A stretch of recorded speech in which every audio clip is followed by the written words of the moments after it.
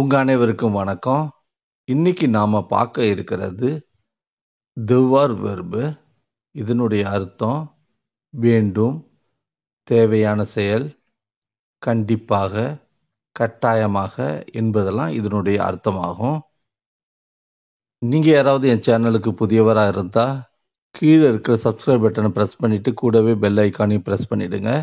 அப்பதான் நான் போடுற வீடியோ உங்களுக்கு உடனுக்குடன் கிடைக்கும். வாங்க இப்ப நம்ம வீடியோக்குள்ள போகலாம். இந்த வீடியோ பொதுவாக நாம verb conjugation present, past tense, ஃபியூச்சரில் எப்படி இருக்கிறது, அதனுடைய அமைப்பு முறை என்ன, அதனுடைய எக்ஸாம்பிள் என்னன்றதை நாம் பார்த்துக்கிட்டு இருக்கோம். இது நம்மளுடைய 11வது வீடியோ. வாங்க இப்போ இந்த devoir எப்படி கான்ஜுகேஷனுடைய அமைப்பு முறையெல்லாம் இருக்கு அப்படின்றத நம்ம இப்போ பார்க்கலாம். devoir என்பது ஒரு வினைச்சொல் வார்த்தையாகும். இதன் அர்த்தம் வேண்டும், தேவையான செயல், கண்டிப்பாக, கட்டாயமாக என்பது போன்ற இடங்களில் நாம் devoir verb-ஐ பயன்படுத்துகிறோம். devoir verb எந்தெந்த இடங்களில் பயன்படுகிறது என்பதை நாம் இப்போது பார்க்கலாம். கட்டளையாக சொல்லும் இடங்களில் devoir verb-ஐ பயன்படுத்துகிறோம். அறிவுரை சொல்லும் இடங்களில் devoir verb-ஐ பயன்படுத்துகிறோம்.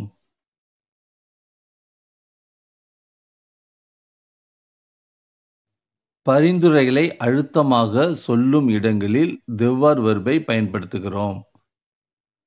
ஏதாவது உண்மையை சொல்லும் இடங்களில் devoir verb-ஐ பயன்படுத்துகிறோம். ஏதாவது தடை செயல்களை செய்யும்போது devoir verb-ஐ பயன்படுத்துகிறோம். வேண்டும் என்பது போன்ற உள்ள இடங்களில் devoir verb-ஐ பயன்படுத்துகிறோம். ஏற்றுக்கொள்ள முடியாத ஒரு நிகழ்வு அல்லது நிலையை பற்றி பேச devoir verb-ஐ பயன்படுத்துகிறோம்.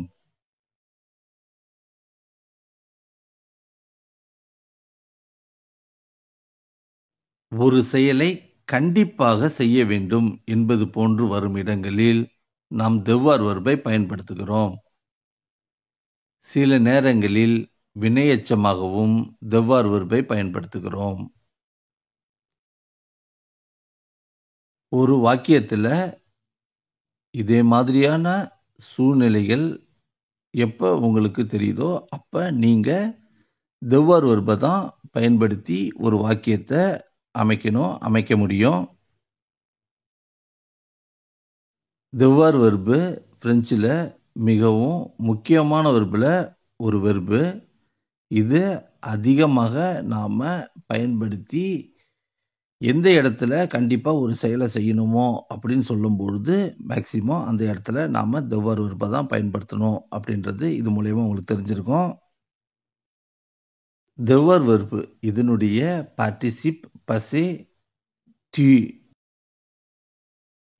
passé composé-ல 2 வெர்பு துணை வெர்பாக பயன்படுத்துகிறோம். அதில் ஒன்று avoir, இன்னொன்று être. இந்த devoir பொதுவாக அதிக அளவில் நாம் அவ்வாறில் தான் நாம் துணை வெர்பாக வச்சு passé composé நாம் அமைக்க முடியும். அதனால் இது passé composé avec avoir வகையை சார்ந்தது. நான் இந்த வீடியோவில் ஸ்டார்டிங்கில் சொன்னது போல் கான்ஜுகேஷன் 10 வெர்பு இதுக்கு முன்னாடி வரைக்கும் நான் போட்டிருக்கேன். அந்த 10 வெர்பும் த்ராசியம் குரூப் வகையை சார்ந்தது தான். அதே போல் இந்த devoirum த்ராசியம் குரூப்பு அல்லது இர்ரெகுலர் குரூப் வகையை சார்ந்தது. நீங்கள் இதுக்கு முன்னாடி உள்ள 10 வீடியோவை பார்க்காதவங்களா யாராவது இருந்தீங்கன்னா பார்க்க விரும்புனா இப்போ நான் மேலே பிளேலிஸ்ட்டில் கொடுக்குறேன். அதை நீங்கள் போய் பார்த்துக்குங்க. உங்களுக்கு அது டெல்ஃப் ஆதோவுக்கும் தேசியஃபுக்கும் ரொம்ப பயனுள்ளதாக இருக்கும் நான் நம்புகிறேன். இப்போ நாம் 3 காலங்களான நிகழ்காலம், இறந்த காலம், எதிர்காலத்தில் எவ்வாறு நாம devoir verb-ஐ பயன்படுத்தலான்றத இப்போது நம்ம பார்க்கலாம். இப்ப நீங்க இந்த 3 காலத்தை பயன்படுத்தி நீங்க devoir verb-க்கு ஒரு எளிமையான வாக்கியத்தை அமைக்க முடியும்.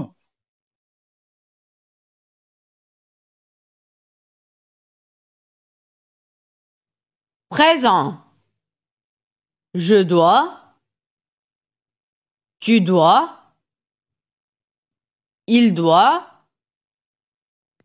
Elle doit. Nous devons. Vous devez. Ils doivent. Elles doivent. Passé composé. J'ai dû. Tu as dû. Il a dû. Elle a dû. Nous avons dû.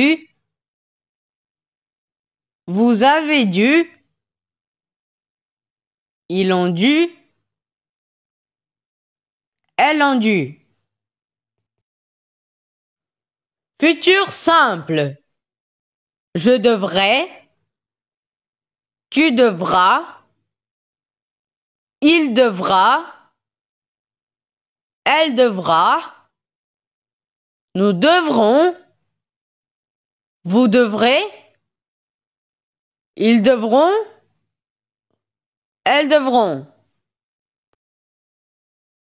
இப்ப நாம devoir verb-உடைய present, passé composé, future simple-உடைய வாக்கிய அமைப்பு முறையில ஒரு வாக்கியத்துல சுஜியவையும் வெர்பையும் எப்படி பயன்படுத்தலான்றத நாம இப்ப பார்த்தோம். இதுக்கு அடுத்தபடியா அதனுடைய தமிழ் அர்த்தத்தை இப்ப நம்ம பார்க்கலாம்.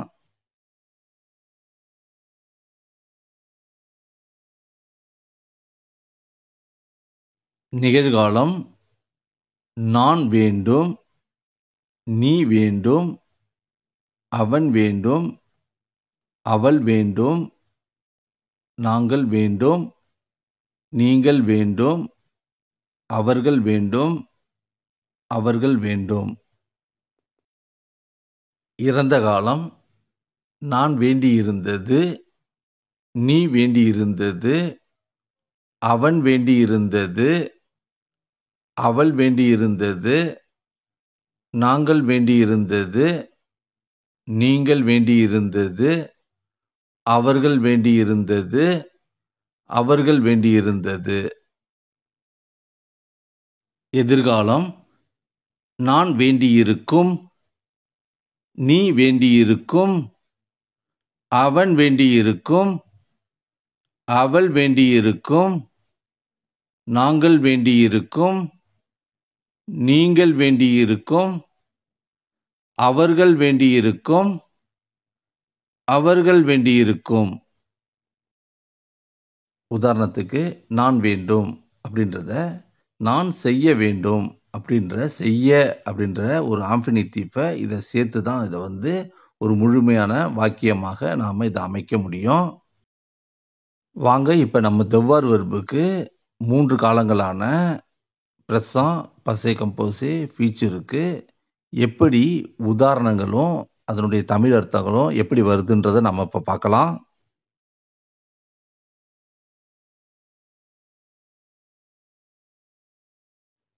Exemple. Présent. Je dois faire mes devoirs. நான் என்னுடைய வீட்டுப்பாடங்களை செய்ய வேண்டும். நான் இந்த உதாரணத்துல 2 கலர் கொடுத்துருக்கேன். ஒன்று நீலம், இன்னொன்று ரோஸு. இந்த நீல கலர் ஏற்கனவே பார்த்தது போல devoir present-உடைய அமைப்பு முறை, ஃபேர்ன்றது ஆம்ஃபினிட்டிவ். அதே போல தமிழ்லையும் நான் கீழே அதே கலர் கொடுத்துருக்கேன். இதில் ஜேன்றது எழுவாயி, ரிமைனிங் கருப்பு கலர் கொம்ப்ளிமா, அதாவது ஒப்ஜே. இதை வச்சு தான் ஒரு முழுமையான வாக்கியத்தை அமைக்க முடியும். Il doit payer ses impôts. அவர் இந்த வரிகளை செலுத்த வேண்டும். Elle doit prendre des médicaments. அவள் மருந்துகளை சாப்பிட அல்லது எடுத்துக்கொள்ள வேண்டும். Nous devons aller à l'école. நாங்கள் பள்ளிக்கு செல்ல வேண்டும். Ils doivent aller à cet rendez-vous. அவர்கள் இந்த முன்பதிவிற்கு செல்ல வேண்டும்.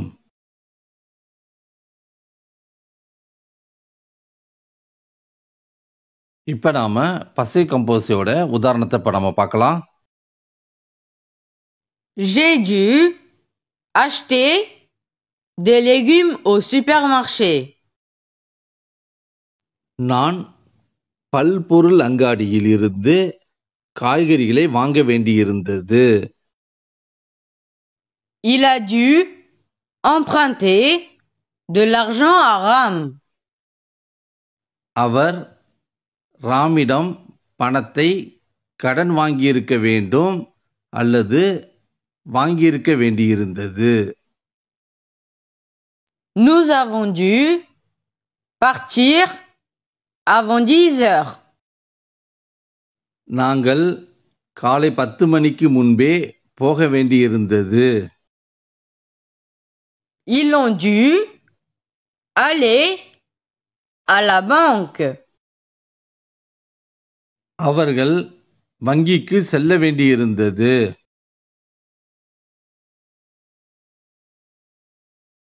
இப்ப நாம அடுத்தது ஃபியூச்சர் சாம்பிளுடைய உதாரணங்களை இப்ப நாம பார்க்கலாம். Futur simple. Tu devras faire tes devoirs. நீ உன்னுடைய வீட்டு பாடங்களை செய்ய வேண்டியிருக்கும். Il devra partir à 10 heures. அவன் அல்லது அவர் 10 மணிக்கு போக வேண்டியிருக்கும். Vous devrez faire ça. நீங்கள் இதை செய்ய வேண்டியிருக்கும். இதிலிருந்து நீங்க devoir verb எப்படி பயன்படுத்தணும்ன்றது உங்களுக்கு ஓரளவுக்கு தெரியும் நான் நம்புறேன்.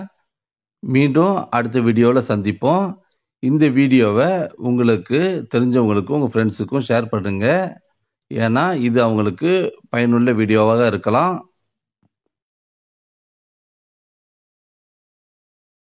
உங்க அனைவருக்கும் வணக்கம்.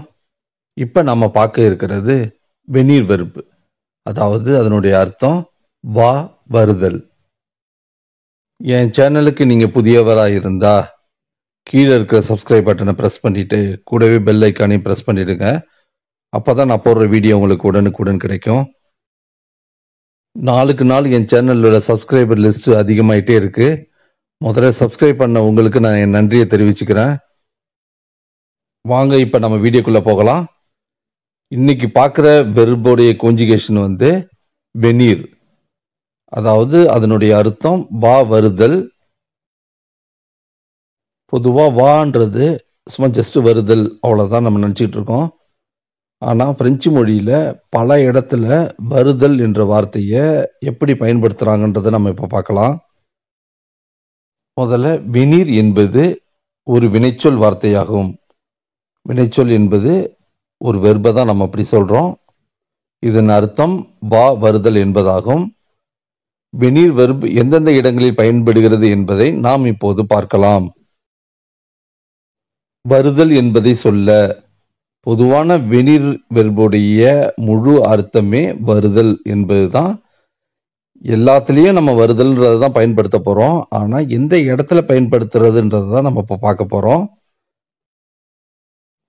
உற்பத்தி செய்து ஒரு பொருள் வரும் இடத்தை குறிப்பதற்கு, அதாவது ஒரு பொருள் ஒரு நாட்டிலேயோ அல்லது ஒரு ஊர்லேயோ செஞ்சு விற்பனைக்காக ஒரு இடத்துக்கு போகுதுன்னா அப்ப அந்த பொருளை வாங்குறவங்க இது எங்கேருந்து வருதுன்னு சொல்லும் பொழுது இந்த பொருள் ஒரு நாட்டிலிருந்து அப்படின்னு குறிக்கிறதுக்கு இந்த வெனீர் வெர்பை நம்ம பயன்படுத்துறோம். ஞாபகம், கற்பனை, யோசனை போன்ற செயல்களை கூறுவதற்கு வெனீர் வெர்பை பயன்படுத்துகிறோம்.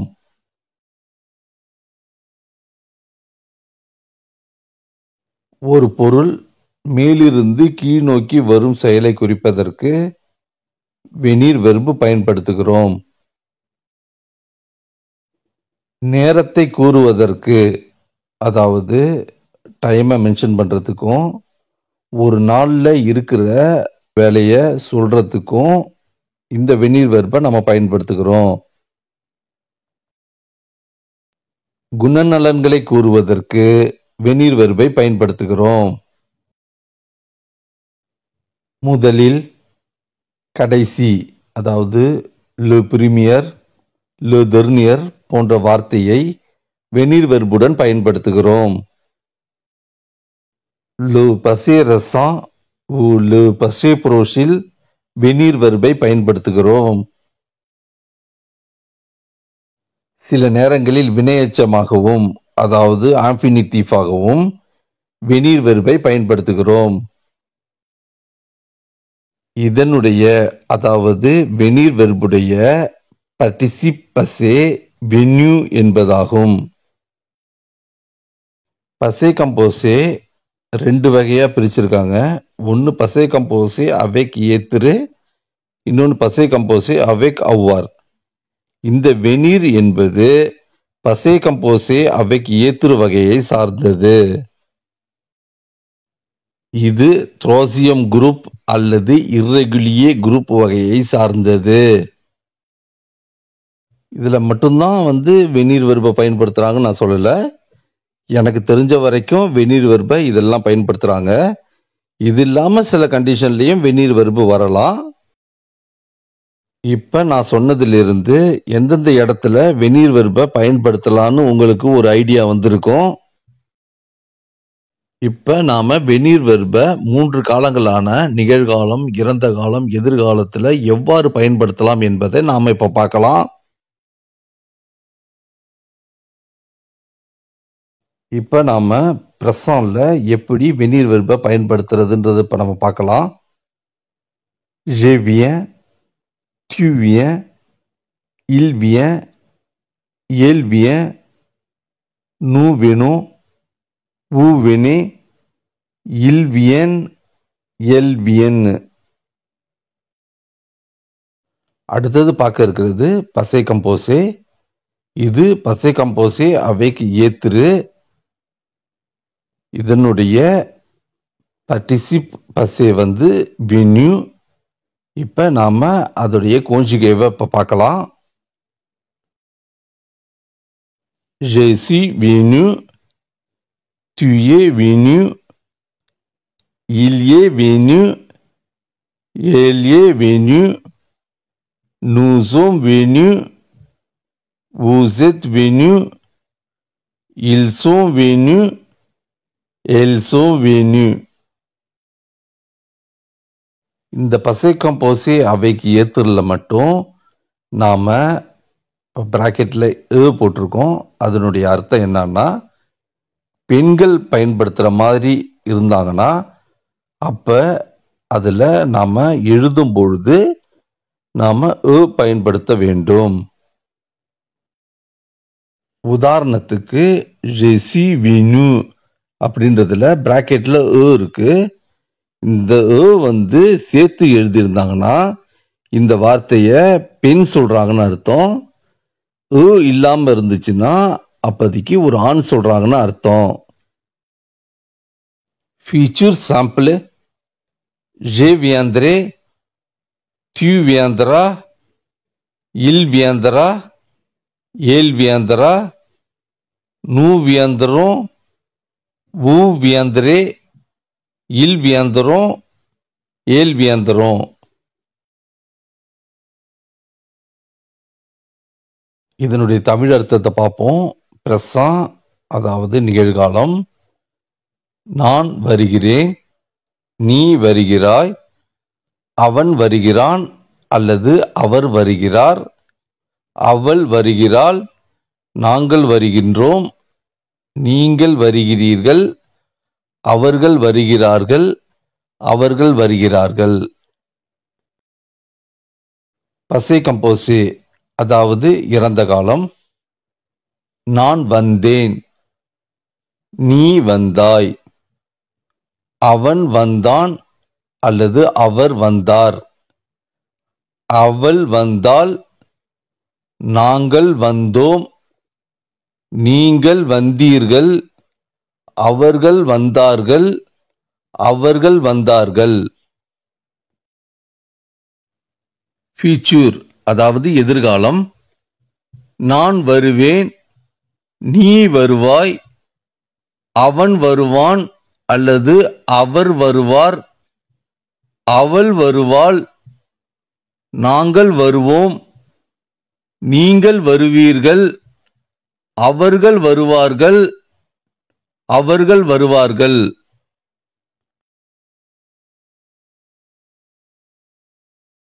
இப்ப நாம அதனுடைய சில உதாரணத்தை பார்க்கலாம். Prasan, nous venons de Paris, நாங்கள் பாரிஸிலிருந்து வருகிறோம். இது வருதல் என்ற செயலை குறிக்கிற ஒரு உதாரணம். d'où venez-vous, நீங்கள் எங்கிருந்து வருகிறீர்கள். ce vin vient de Bordeaux, இந்த வைன் பர்தோவிலிருந்து வருகிறது.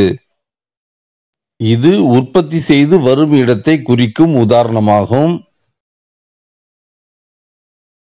Le souvenir de Paris vient souvent de ma tête, பாரிஸின் நினைவுகள் நினைவுக்கு அடிக்கடி வருகிறது.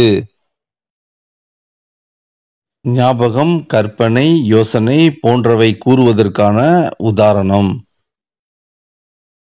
L'ascenseur vient du 25e étage, lift 25வது மாடியிலிருந்து வருகிறது. இது ஒரு பொருள் மேலிருந்து கீழ்நோக்கி வருவதற்கான உதாரணம். Il vient à minuit, அவர் நள்ளிரவில் வருகிறார். Le temps à venir, வரவேண்டிய நேரம் அல்லது காலம் வருகிறது. இது நேரத்தை குறிப்பதற்கான உதாரணம். Mon latitude vient de mes grands-parents, என்னுடைய நற்குணம் அல்லது அணுகுமுறை என் தாத்தா பாட்டியிடமிருந்து வருகிறது. இது நற்குணத்தை கூறும் உதாரணமாகும். C'est lui qui arrive le premier venu, je lui donnerai un chocolat. முதலில் யார் வந்தாலும் நான் அவருக்கு ஒரு சாக்லேட் தருவேன். முதலில், கடைசி என்று வெந்நீருடன் சேர்ந்து வரும் உதாரணமாகும். Je viens de recevoir un mail, எனக்கு ஒரு மின்னஞ்சல் வந்தது. இது le passé proche அல்லது le passé récent அதுக்கான ஒரு உதாரணம். இது past tenseல பயன்படுத்துற ஒரு உதாரணம். நான் present tenseல சொல்லியிருக்கேன். இது ஒரு உதாரணத்துக்காக தான் இதுல சொல்லியிருக்கேன். இது ஆக்சுவலா past tenseல இது பயன்படுத்துறது. Tu peux venir me voir, நீ என்னை பார்க்க வர முடியும். அதாவது இது வினையெச்சம், அதாவது ஆன்ஃபினிட்டிவ்க்கான ஒரு உதாரணம். Je suis venu en France le 15 avril 2002, நான் ஏப்ரல் 15, 2002 ஆண்டு பிரான்சுக்கு வந்தேன். Elle est venue chez toi hier, அவள் நேற்று உங்கள் வீட்டிற்கு வந்தாள். Nous sommes venus en cours de lundi, நாங்கள் திங்கட்கிழமை வகுப்புக்கு வந்தோம். Ils sont venus au supermarché avant 3 heures, அவர்கள் 3 மணிக்கு முன்னதாக சூப்பர் மார்க்கெட்டுக்கு வந்தார்கள்.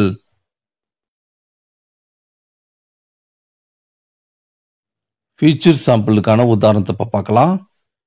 Je viendrai chez toi, நான் உங்கள் வீட்டிற்கு வருவேன். Nous viendrons en cours dans 5 heures, நாங்கள் 5 மணி நேரத்தில் வகுப்புக்கு வருவோம். Tu viendras au supermarché demain, நீ நாளை சூப்பர் மார்க்கெட்டுக்கு வருவாய். partir, to leave, புறப்படு, புறப்படுதல். Troisième groupe. Présent tense termine S, S, T, T-O-N-S, T-E-Z, T-E-N-T.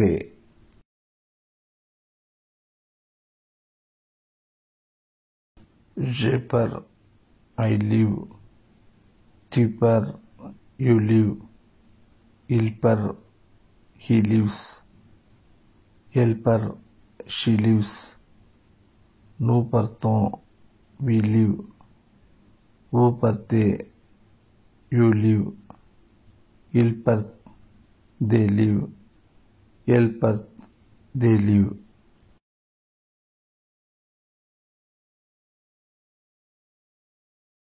Je pars, நான் புறப்படுகிறேன். Tu pars, நீ புறப்படுகிறாய். Il part, அவன் புறப்படுகிறான். Elle part, அவள் புறப்படுகிறாள். Nous partons, நாங்கள் புறப்படுகிறோம். Vous partez, நீங்கள் புறப்படுகிறீர்கள். Il part, அவர்கள் புறப்படுகிறார்கள். Elle part, அவர்கள் புறப்படுகிறார்கள்.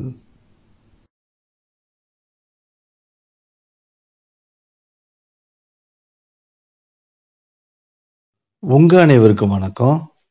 இப்ப நம்ம பார்க்க இருக்கிறது பிராந்திரு வெர்பு, அதாவது எடுத்தல், எடு, எடுத்துக்கொள் என்பது இதனுடைய அர்த்தமாகும். நீங்க என் சேனலுக்கு புதியவரா இருந்தா கீழே இருக்கிற சப்ஸ்கிரைப் பட்டனை பிரஸ் பண்ணிட்டு அப்படியே பெல் ஐக்கானை பிரஸ் பண்ணிடுங்க. அப்பதான் நான் போடுற வீடியோ உங்களுக்கு உடனுக்குடன் கிடைக்கும். நீங்க பண்ற ஒவ்வொரு சப்ஸ்கிரைபு தான் எங்களுக்கு உத்வேகத்தை கொடுக்கும். அதோடு நிறுத்தாம இந்த வீடியோ உங்களுக்கு பிடிச்சிருந்தா உங்க ஃப்ரெண்ட்ஸுக்கும் உங்களுக்கு தெரிஞ்சவங்களுக்கும் ஷேர் பண்ணுங்க. உங்களுக்கு இந்த வீடியோ பிடிக்கும்ன்ற நம்பிக்கையோட வாங்க இப்ப நம்ம வீடியோக்குள்ள போகலாம். இப்ப நம்ம பார்க்க இருக்கிறது பிராந்திரு வெர்பு. இந்த வெர்பு ரொம்ப ரொம்ப முக்கியமான வெர்பு. அத்தோட மட்டும் இல்லாம இது அதிக பயன்படுற வெர்புல ஒன்று. பிராந்திரு என்பது ஒரு வினைச்சொல் வார்த்தையாகும்.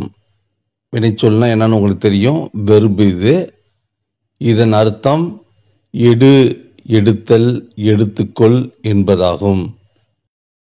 இப்ப நாம பிராந்திரு வெர்பு எந்தெந்த இடங்கள்ல பயன்படுது என்பதை நாம இப்ப பார்க்கலாம். ஒரு பொருளை எடுக்கிற சுச்சுவேஷன்ல ஏதாவது சொல்லுற மாதிரி இருந்தா அப்ப நாம பிராந்திரு வெர்பை பயன்படுத்துறோம். போக்குவரத்தை எடுப்பதற்கு, அதாவது டிரான்ஸ்போர்ட் என்று சொல்லக்கூடிய பஸ்ஸு, ட்ரெயின், மெட்ரோ, அதே போன்று டிரான்ஸ்போர்ட்டுகளை எடுப்பதற்கு நாம பிராந்திரு வெர்பை நம்ம பயன்படுத்துறோம்.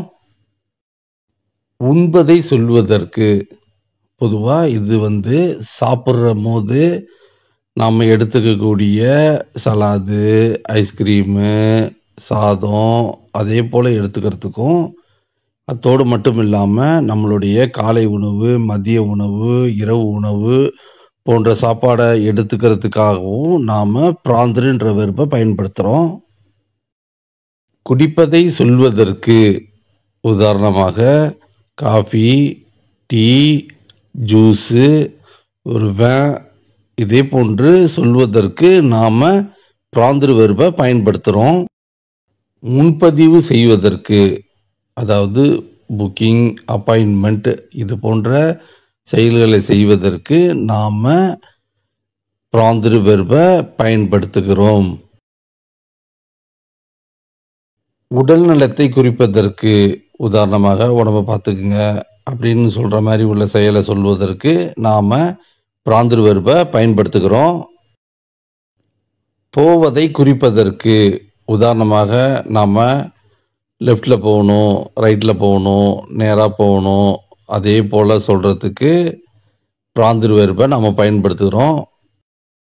குளிப்பதை கூறுவதற்கு பிராந்திரு வெர்பு பயன்படுத்துகிறோம். பிடிப்பதை சொல்வதற்கு, அதாவது ஒரு ஈயோ கொசுவோ அல்லது பூச்சிகளை பிடிப்பதற்கு நாம் பிராந்துன்ற வெர்பை பயன்படுத்துகிறோம். சில நேரங்களில் வினையெச்சமாகவும் அதாவது ஆம்பினிட்டிவாகவும் நாம் பிராந்திரு வெர்பை பயன்படுத்துகிறோம். உங்களுக்கே தெரியும், எல்லா வெர்புமே சில நேரங்களில் சில இடங்களில் ஆம்பினிட்டிவாக பயன்படுத்தலாம் அப்படின்றது உங்களுக்கு தெரியும். ஏற்கனவே முன்னாடி வீடியோவில் நான் சொல்லியிருக்கேன். அடுத்தது பசை கம்போஸே 2 டைப்பாக பயன்படுத்தலாம். ஒன்று பசை கம்போஸே அவைக் அவ்வார், இன்னொன்று பசை கம்போஸே அவைக் ஏத்துரு. இந்த பிராந்திருன்றது பசை கம்போஸே அவைக் அவ்வார் வகையை சார்ந்தது. உங்களுக்கு இது சம்பந்தமாக ஏதாவது டவுட் இருந்துச்சுன்னா நீங்கள் என்னுடைய 30 மற்றும் 36வது வீடியோவை பார்த்தீங்கன்னா உங்களுக்கு முழுசாக புரியும். இது த்ரோசியம் குரூப்பு அல்லது இர்ரெகுலர் குரூப் வகையை சார்ந்தது. இது 3 காலங்களான நிகழ்காலம், இறந்த காலம், எதிர்காலத்தில் எவ்வாறு பயன்படுத்தலாம் என்பதை நாம் இப்போது பார்க்கலாம். இப்போ நாம் பிரசம் பார்க்கலாம். Je prends, tu prends, il prend, elle prend, nous prenons, vous prenez, ils prennent, elles prennent. அடுத்ததா நம்ம பார்க்க இருப்பது பசை கம்போஸே. இதில் பிராந்திருக்கு வெர்பு கோஞ்சிகையில் ப்ரீ என்ற வார்த்தை பார்ட்டிசிபிளை குறிக்கும். இதோடு இல்லாமல் இது பசை கம்போஸே அவேக் அவ்வார் வகையை சார்ந்தது. இப்போ நாம் அதோடைய வெர்பு கோஞ்சிகையை பார்க்கலாம். J'ai pris, tu as pris, il a pris, elle a pris, nous avons pris, vous avez pris, ils sont pris, elles sont pris. Future simple. Je prendrai, tu prendras, il prendra, elle prendra, nous prendrons, vous prendrez, ils prendront, elles prendront. பிரசம் அதாவது நிகழ்காலம். நான் எடுக்கிறேன், நீ எடுக்கிறாய், அவன் எடுக்கிறான் அல்லது அவர் எடுக்கிறார், அவள் எடுக்கிறாள், நாங்கள் எடுக்கிறோம், நீங்கள் எடுக்கிறீர்கள், அவர்கள் எடுக்கிறார்கள், அவர்கள் எடுக்கிறார்கள். பசை கம்போஸே அதாவது இறந்த காலம்.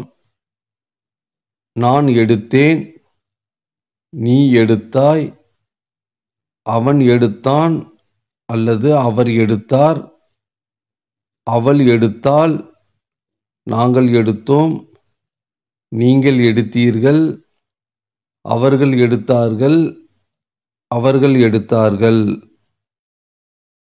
கடைசியாக ஃபியூச்சர் சாம்பிள் அதாவது எதிர்காலம். நான் எடுப்பேன், நீ எடுப்பாய், அவன் எடுப்பான் அல்லது அவர் எடுப்பார், அவள் எடுப்பாள், நாங்கள் எடுப்போம், நீங்கள் எடுப்பீர்கள், அவர்கள் எடுப்பார்கள், அவர்கள் எடுப்பார்கள். இப்போ நாம் முதல்ல சொன்னது மாதிரி பிராந்திரு வெர்பை எந்த இடத்துல பயன்படுத்துகிறோன்றதுக்கான உதாரணத்தை இப்போ நம்ம பார்க்கலாம். பிரசம் அதாவது நிகழ்காலத்தை இப்போ பார்க்கலாம். முதல்ல போக்குவரத்தை எடுப்பதற்கான உதாரணத்தை இப்போ நம்ம பார்க்கலாம். Je prends le bus. நான் பஸ்ஸை எடுக்கிறேன். இப்போ நாம் குளிப்பதை கூறுவதற்கான உதாரணத்தை இப்போ நம்ம பார்க்கலாம். Tu prends une douche. நீ குளிக்கிறாய். உணவை எடுத்துக்கொள்வதற்கான உதாரணத்தை இப்போ நம்ம பார்க்கலாம். Il prend une salade. அவர் ஒரு சலாட் எடுத்துக்கொள்கிறார். இப்பொழுது நாம் உணவை எடுத்துக்கொள்ளும் நேரத்தை சொல்வதற்கான உதாரணத்தை பார்க்கலாம். Il prend son petit déjeuner. அவர் காலை உணவு சாப்பிடுகிறார். குடிப்பதற்கான ஒரு உதாரணத்தை நாம் பார்க்கலாம். Elle prend un verre de vin. அவள் ஒரு கிளாஸ் திராட்சை ரசம் எடுத்துக்கொள்கிறாள். செல்வதற்கான உதாரணத்தை நாம் பார்க்கலாம். Nous prenons à gauche pour aller à la piscine. நீச்சல் குளம் செல்ல இடதுபுறம் செல்கிறோம். ஒரு பொருளை எடுக்க இதற்கான உதாரணம் Vous prenez un poivron au supermarché. நீங்கள் சூப்பர் மார்க்கெட்டில் ஒரு குடைமிளகாய் எடுக்கிறீர்கள். வாங்குவதற்கான உதாரணத்தை நாம் இப்ப பார்க்கலாம். Ils prennent des chocolats. அவர்கள் சாக்லேட்டுகளை எடுத்துக்கொள்கிறார்கள் அல்லது வாங்குகிறார்கள். பிடிப்பதற்கான உதாரணத்தை பார்க்கலாம். Je prends des mouches chez moi. நான் வீட்டில் ஈக்களை பிடிக்கிறேன். உடல் நலத்தை குறிப்பதற்கு Prends soin de toi. பத்திரமாக இரு அல்லது உடம்பை பார்த்துக்கொள். முன்பதிவு செய்வதற்கான உதாரணம் Je prends rendez-vous chez un médecin. நான் ஒரு மருத்துவரை சந்திக்க முன்பதிவு செய்கிறேன். இப்ப நாம அடுத்ததாக பசை கம்போசே பத்தி பார்க்க போறோம். அதுக்கு முன்னாடி இந்த பசை கம்போசேல பார்ட்டிசிப் பிராந்திருக்கு ப்ரீ PRES என்று எழுதக்கூடிய ப்ரீ என்ற வார்த்தை. மேலும் இது ஏற்கனவே சொன்னது போல பசை கம்போசே அவைக் அவ்வார். இப்ப நாம உதாரணத்தை பார்க்கலாம்.